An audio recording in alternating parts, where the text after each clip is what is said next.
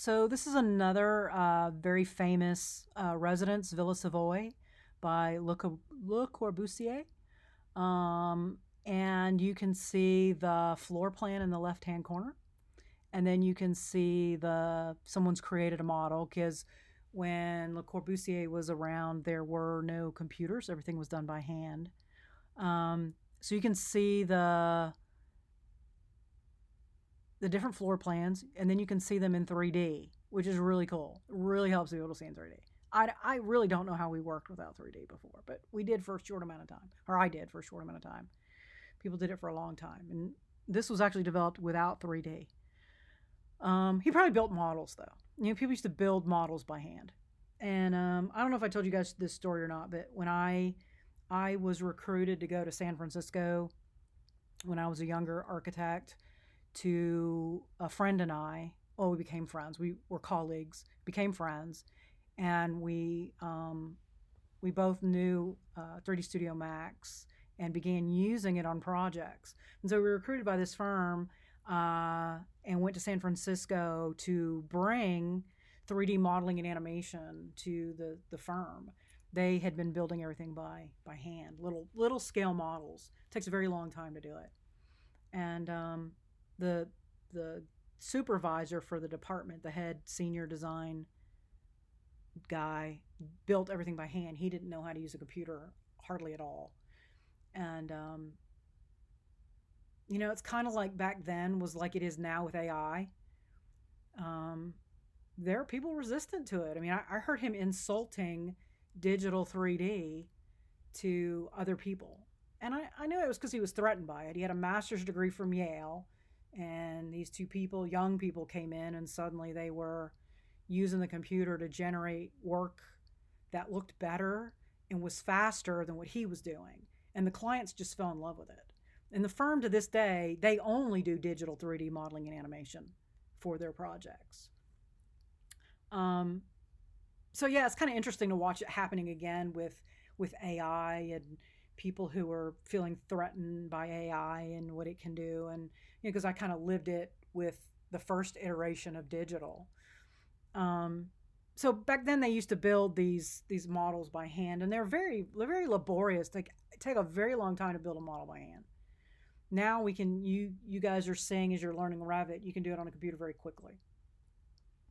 Um, And there are pros and cons. I mean, when you are building something by hand, you know whether or not it can be built. Not 100%, but it's you can build stuff that is a terrible design structurally in terms of physics on in a computer that you would see in a model that you did by hand that you shouldn't build for the most part. We're gonna look at one more after this that has a interesting story behind it. Okay, anyway, so you can see there are the floor plans. There are the floor plans in 3D, and then that is a drawn model, and then from there the elevations and how the second floor here is bigger than the lower floor, and it kind of created that floating feel of the style that he was known for.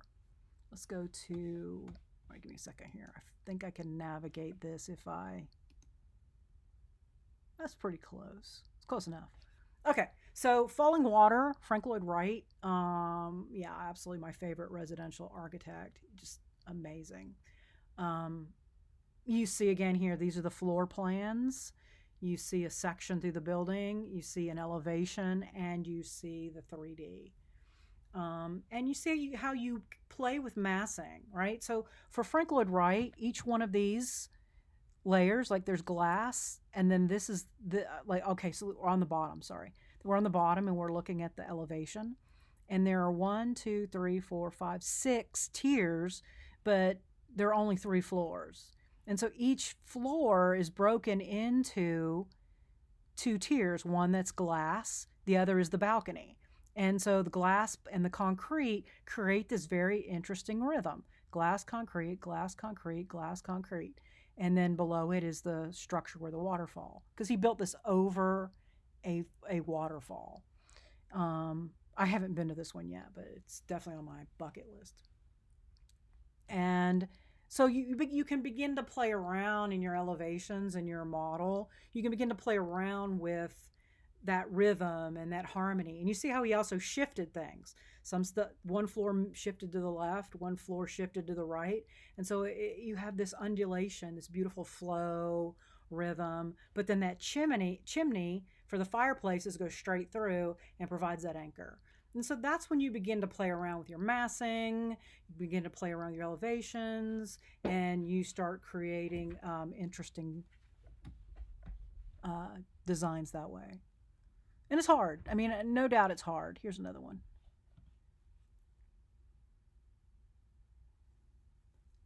And this is, yeah, again, you can see the floor plans on the right. You've got some sections.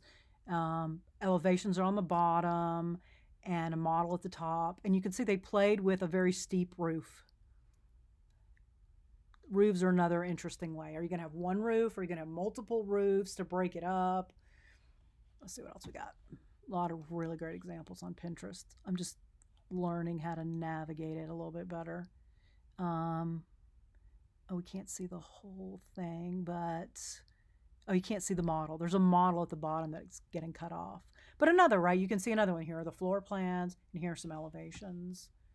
And how changing materials, like on that top elevation, it's just a couple of boxes on top of each other, really.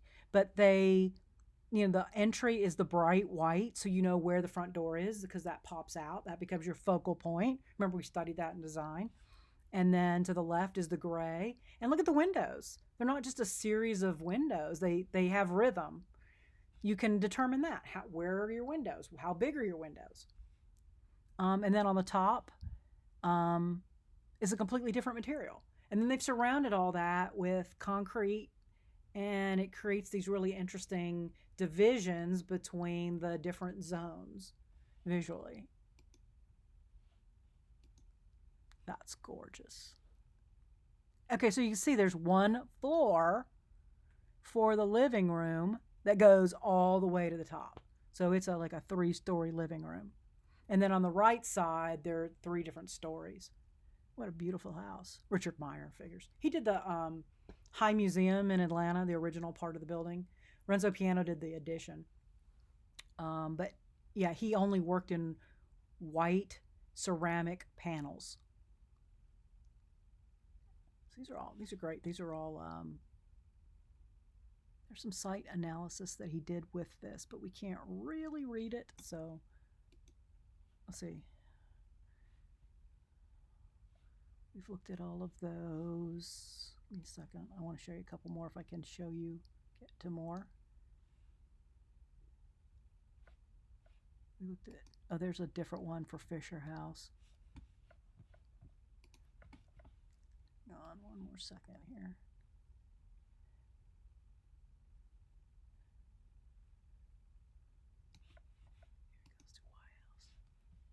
Another architectural legend, Stephen Hall. A lot of his work is in Seattle. But here you can see that he did not just work on a XY grid. He created part of the building that is like at a 30-degree angle to the other part of the building. And you can see how he played with the glass. He didn't just make windows that look like typical residential windows. And so there's a lot of things you can do. You can think about the materials, you think about the finishes, you think about the shapes, the elevations, the sizes of your windows, your openings, your doors, garage door. You think about your roof. Look at this with the overhang. That outdoor space would get a lot of protection from the summer sun, right? So, and then in the winter, when the sun goes lower in the sky, depending on how this is oriented, you would get some sun coming through and helping to warm that space. So a lot of things to consider, and I know this is hard. And so my recommendation is to, now you guys are working in the prairie style because that was given to you. But my recommendation would be look at a lot of prairie style houses and take some ideas from that. Okay, I'm going to stop this here, and that may be it. So let me know if you have any questions, and I will add any videos that you guys may need as requested.